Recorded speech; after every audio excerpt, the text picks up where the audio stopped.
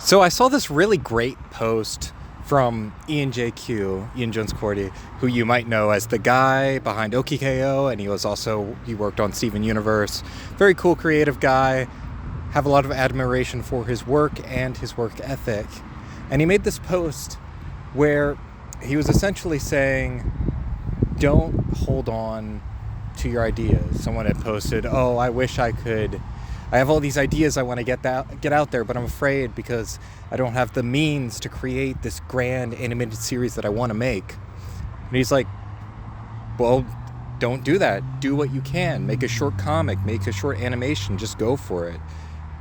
Because really what it's about is the execution of your ideas, not the ideas themselves.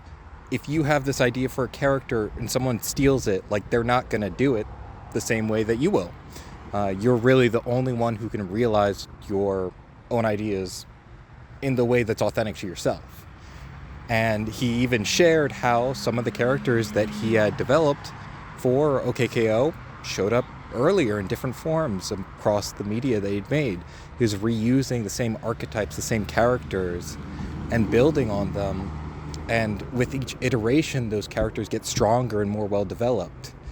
And the core thesis of this is essentially, creatively, give yourself permission. It's okay to do the same thing twice. This is something I feel like it took me far too long to come to understand, and it's especially applicable when it comes to honing your craft and even improving in the sense of raw draftsmanship. As a kid, I would try to draw something realistic or like anime style, something a little bit more challenging. It would look bad, and I would be like, well, that looks bad, and I'd give up. I'd just quit, stop, no more of that. But the thing is, if you fail once, how are you supposed to learn from that failure?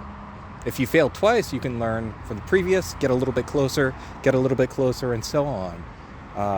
When I do life drawing now, for instance, like, I might see something, I'm like, oh, that person looks really cool, I'm gonna draw them.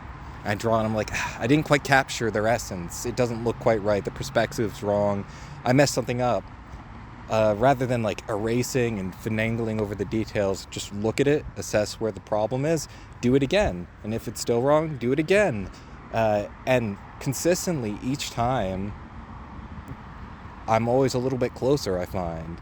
So it's a weird thing where there's this mental block where it feels like if you do it, then you've expelled all of the creative energy that you have for this thing.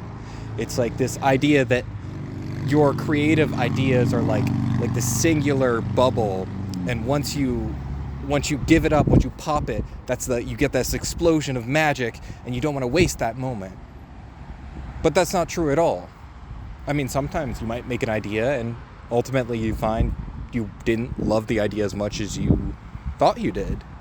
And in that case, it's all the better that you experimented in a less ambitious method and just didn't commit quite as much right off the bat. Now, I don't say that. I do think it's actually kind of good to get in over your head in terms of selecting a creative project. I see this advice a lot where it's like, start small, but I don't think that's realistic for people that have ambition. Like, it's not satisfying. You kind of have to jump in over your head and realize how much is too much, because that amount is different for every person. For some people, a 5-minute short is too much. For some people, a 1-minute short is too much.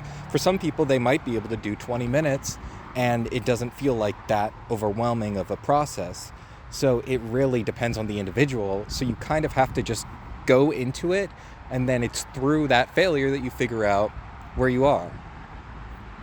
So yeah, give yourself permission. That's what I'm trying to do more.